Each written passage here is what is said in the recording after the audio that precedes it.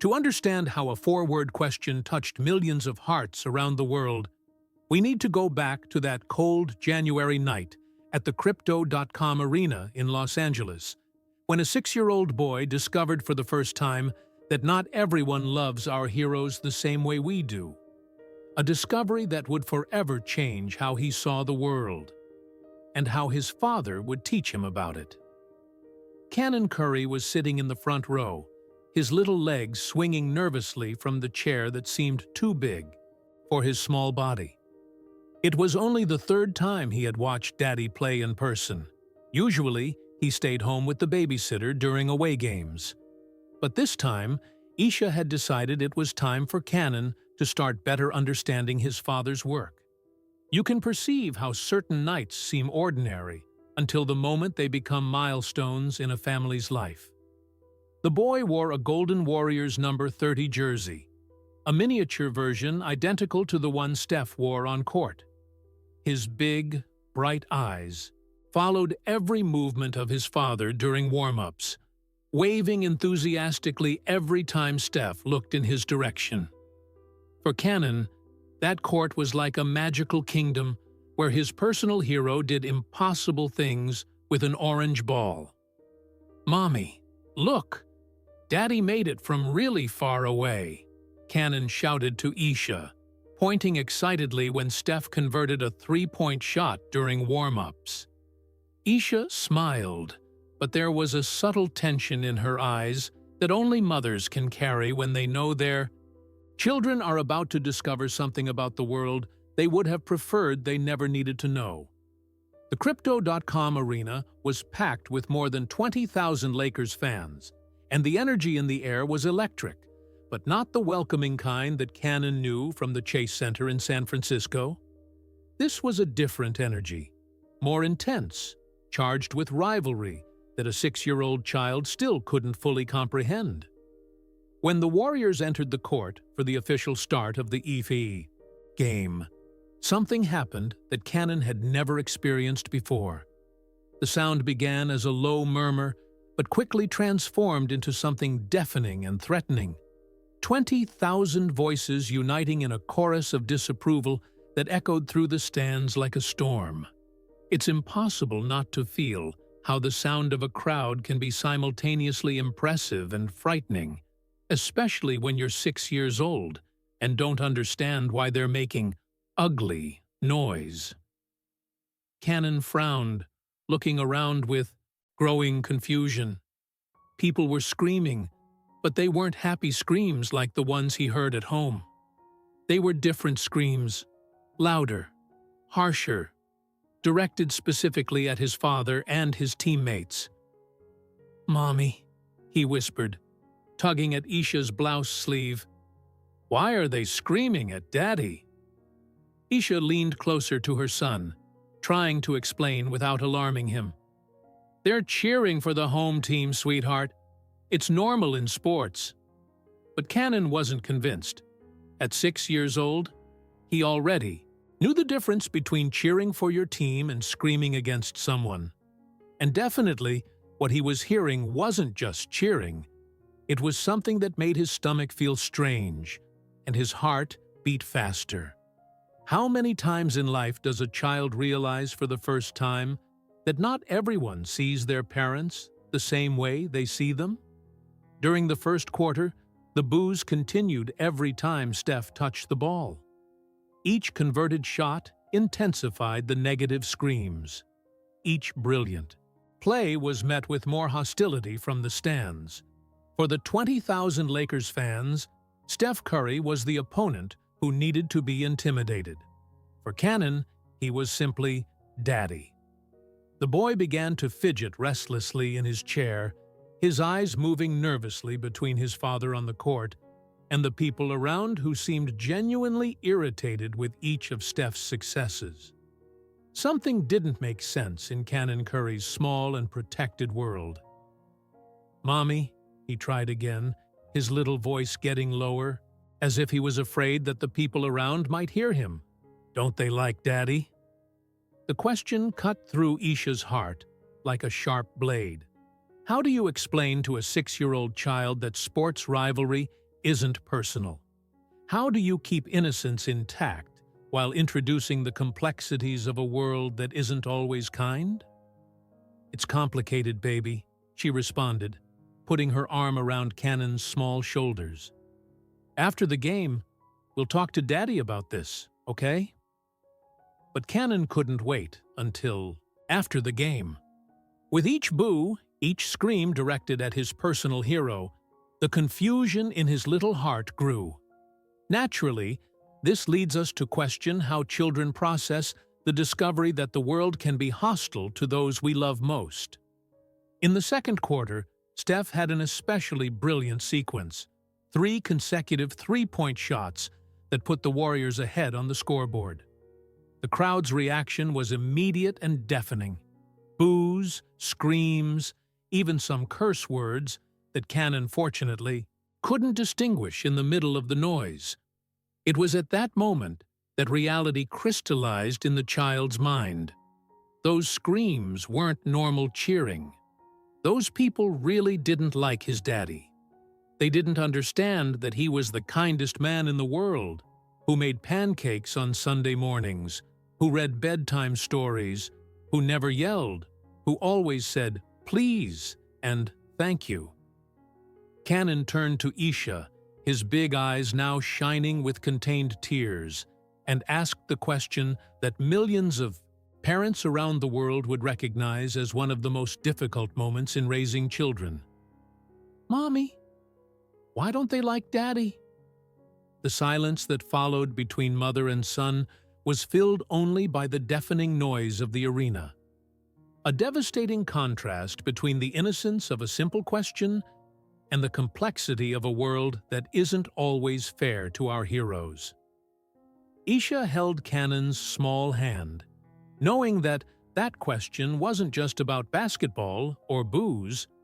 It was about the moment when a child discovers that the world outside doesn't always reflect the love and admiration we feel inside our homes. And in that moment, she knew that Steph would have to find words that could preserve his son's innocence while preparing him to understand that being great sometimes means facing people who can't see your greatness. Cannon's question would echo in both parents' minds throughout the rest of the game, because they knew that the answer they would give would shape not only how their son saw basketball, but how he would understand the world for the next years of his life. 2 hours after the game, Steph Curry was sitting on the edge of the hotel bed, still wearing the suit he had worn to the press conference, but with his tie undone and the first buttons of his shirt open. His hands, which had recently converted impossible shots under pressure from thousands of people, now trembled slightly as he tried to process the question he couldn't get out of his head. "Why don't they like Daddy?" You can perceive how certain questions asked by small voices have the power to make us question everything we thought we knew about protecting those we love most. Isha was in the bathroom, helping Cannon brush his teeth and put on his pajamas, but Steph could hear his son's whispers, questions that continued to flow like a faucet that couldn't be completely turned off. "Mommy, tomorrow will they like Daddy more? Why do some people get angry when Daddy plays well?" Each question was like a small dagger in Steph's heart. Not because of the booze, he had dealt with that throughout his professional career. The pain came from knowing that his son had lost, that night, a bit of the innocence that all parents try to preserve for as long as possible. Steph closed his eyes and allowed himself to go back in time for a moment. He himself was 6 years old when he began to understand that the world wouldn't always be kind to him. He was too small, too weak, too unlikely to succeed in basketball. How many times had he asked his own father, Del Curry, why the other boys laughed at him or why coaches didn't take him seriously?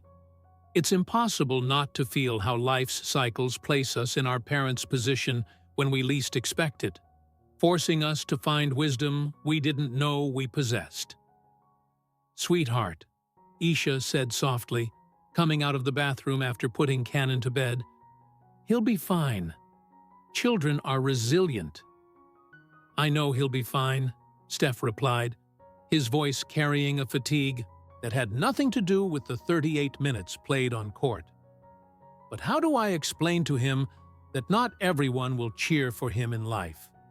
How do I teach about respect and kindness when he just saw 20,000 people being, well, not very kind to me? Isha sat beside her husband, recognizing that look that appeared whenever Steph found himself facing a challenge he couldn't solve just with skill or hard work. This was different territory.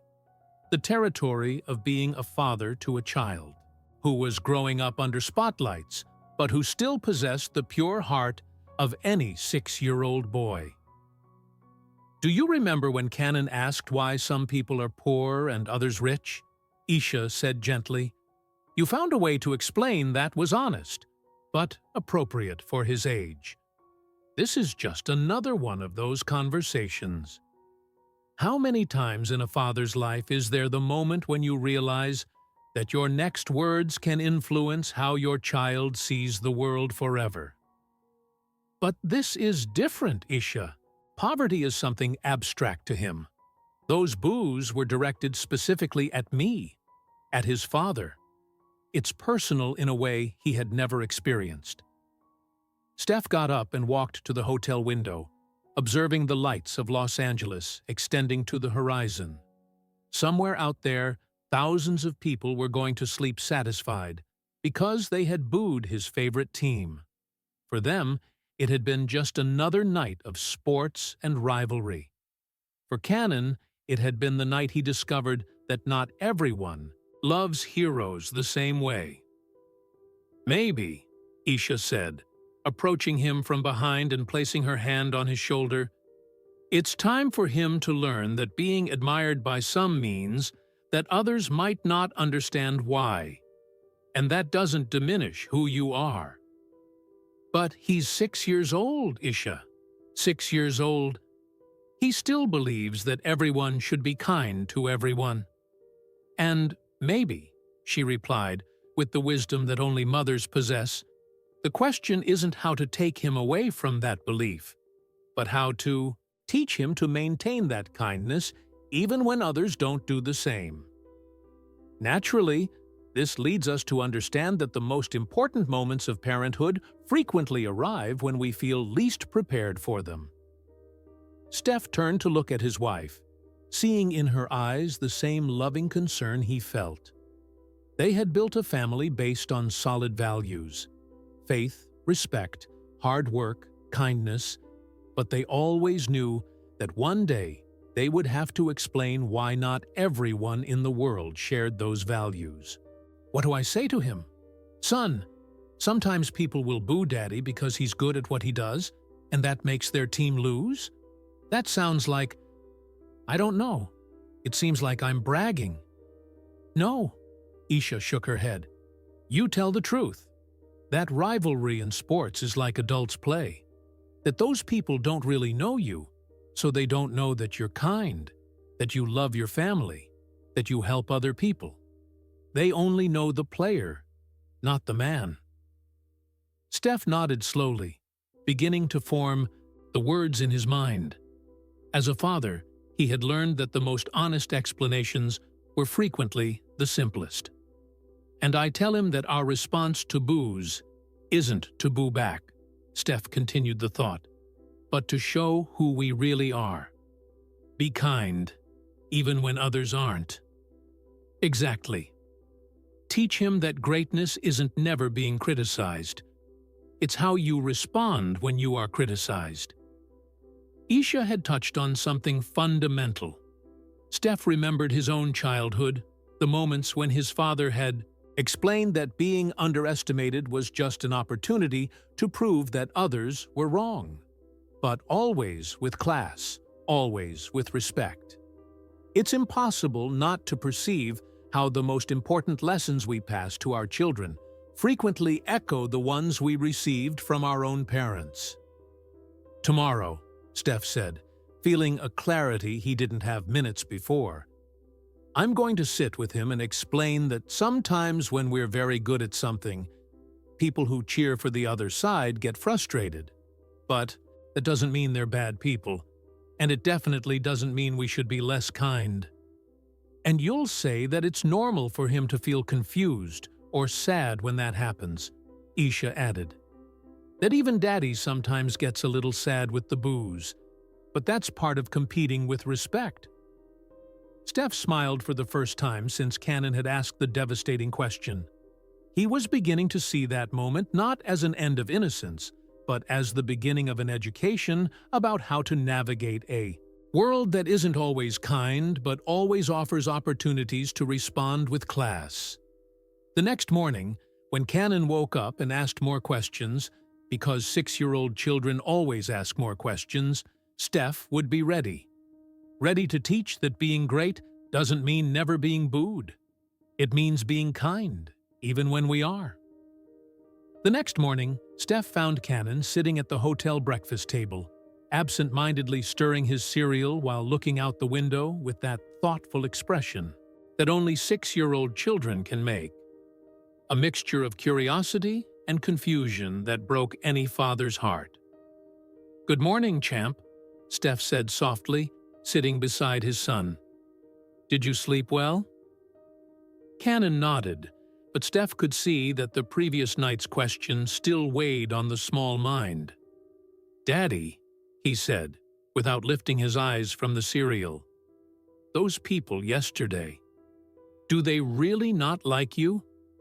You can perceive how certain conversations between parents and children carry the weight of shaping not only what a child understands about the world, but how they will choose to navigate through it.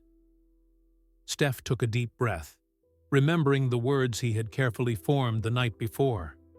He pushed Cannon's cereal bowl away and positioned himself so they could look into each other's eyes. Father to son, heart to heart. "Cannon, can I ask you a question first?" Steph said, his voice carrying that infinite patience that only fathers passionate about their children can have. "Do you remember when we were playing basketball in the backyard, and I was defending you really close, trying to steal the ball?" Cannon smiled slightly, the first smile since the night before. "Yes, and I got a little angry because you weren't letting me make baskets." "Exactly. And why did you get angry at me? Because I'm a bad person?" "No," Cannon responded immediately, as if the idea were absurd. "You're the best daddy in the world. I got angry because I wanted to win." "Perfect," Steph said, his eyes shining with pride at his son's intelligence. "Those people last night, they were like you when we were playing in the backyard. They wanted their team to win, so when Daddy played well and helped our team win, they got a little frustrated. Not because they don't like me as a person, but because they cheer for the other team." It's impossible not to feel how simple explanations, when they come from a father's heart, can transform confusion into understanding and fear into peace. Cannon processed this for a moment, his little head working to connect the analogy with what he had witnessed. "So, they don't know that you're kind and make pancakes on Sundays?" Steph laughed softly, a laugh full of paternal love. "Exactly, son. They only know the basketball player, not the daddy who makes crooked pancakes and reads bedtime stories." "Your pancakes aren't crooked," Cannon protested, defending his father's questionable culinary skills. "Thank you for defending me, champ. And that brings me to what I most want you to understand." Steph gently held his son's little hands. "When people make ugly noise at us, our response isn't to make ugly noise back. Our response is to show who we really are by being even kinder." How many times in life does a lesson about sports transform into a lesson about character that a child will carry forever? "But doesn't Daddy's heart hurt when they scream?" Cannon asked, his innocence touching the center of the question with the precision that only children can achieve. Steph paused for a moment, recognizing that that question deserved complete honesty. Sometimes it hurts a little bit, yes, but do you know what makes me feel better? What? Remembering that I have you, Mommy, Ryan, and Riley cheering for me. And remembering that I can use those moments to teach something important to my son about how to treat people. Cannon leaned closer, clearly absorbing every word. What do you teach? Son, Steph said, his voice gaining that loving seriousness that indicated an important lesson. Being great isn't never being booed. Being great is being kind, even when we are booed. The words echoed in the morning silence like a truth that transcended basketball, sports, or any competition. It was a life philosophy being passed from father to son, a lesson about maintaining dignity in the face of adversity. Naturally, this leads us to understand that the most powerful teachings frequently are born in the most unexpected moments. Cannon was quiet for a long moment, processing. Then, with the sudden determination that only children possess, he said, "Daddy, next time they scream at you, can I wave and smile at them? To show that we're kind?" The question hit Steph like a gentle punch to the chest. His 6-year-old son had not only understood the lesson, but found a way to apply it that was purely his own. Innocent, generous, and full of hope that kindness could transform even the most resistant hearts. "Cannon," Steph said, his voice slightly choked. "That's the most beautiful idea I've ever heard. Yes, you can wave. And do you know why? Because that way you're showing that Steph Curry's son is even more special than Steph Curry himself. Can I wear my number 30 jersey so they know I'm your son? You can wear your number 30 jersey. You can shout, 'Go, Daddy.' You can cheer however you want. But if they shout unkind things, you remember. I remember that being great is being kind, even when others aren't," Cannon completed, repeating the words with the pride of a child who had just learned something important. It's impossible not to perceive how moments of wisdom shared between generations can create bonds that last forever. Steph hugged his son, feeling that they had crossed an important milestone together. Cannon had entered that breakfast as a child, confused about why the world was sometimes unfair to his heroes. He was leaving as a boy who understood that the answer to injustice wasn't more injustice, but more kindness. "Daddy," Cannon said, still nestled in the hug, "do you think if I wave enough, maybe they'll start cheering for you too?" The question revealed that, despite all the newly acquired wisdom, Cannon was still 6 years old and still believed that the world could be transformed through simple gestures of kindness. And maybe, Steph thought while kissing the top of his son's head, maybe he was right. Because if a 6-year-old child could learn that greatness means responding to negativity with positivity, maybe there was hope that others could learn too. And maybe, just maybe, some boos could actually transform into applause when confronted with enough kindness to melt even the coldest hearts. That morning, in a hotel breakfast in Los Angeles, Steph Curry taught his son the most important lesson of his life. And Cannon Curry, without knowing it, was about to teach the world that sometimes the deepest wisdom comes from the youngest hearts. 3 weeks. After that conversation in the hotel, Isha received a call from Cannon's teacher that left her in tears, but not the kind that a mother fears receiving. It was the kind of tears that come when you realize that your child has internalized a lesson so deeply that it's changing not only their own life, but the lives of others around them. "Mrs. Curry," said the teacher, Mrs. Martinez, "I need to tell you what happened today at recess. Some older boys were picking on Tommy. You know, that new little boy who wears glasses. They were saying he was weird and that nobody wanted to play with him. You can perceive how certain stories, even before being completely told, already carry the weight of showing that good seeds planted in fertile soil always find a way to flourish. Cannon saw what was happening, the teacher continued, and instead of ignoring or joining the other boys, he walked up to Tommy, offered his hand, and said, "My daddy taught me that being great is being kind, even when others aren't. Do you want to be my friend?" Isha held the phone tightly, feeling her heart expand in a way that only mothers understand when they realize that the values they tried to teach really took root in their children's hearts. But here's the most incredible part, Mrs. Martinez added. After Cannon did that, the other boys stopped picking on him. And now Tommy has a whole group of friends. An attitude of kindness created a wave that changed the entire playground dynamic. When Steph came home that afternoon, Isha shared the story.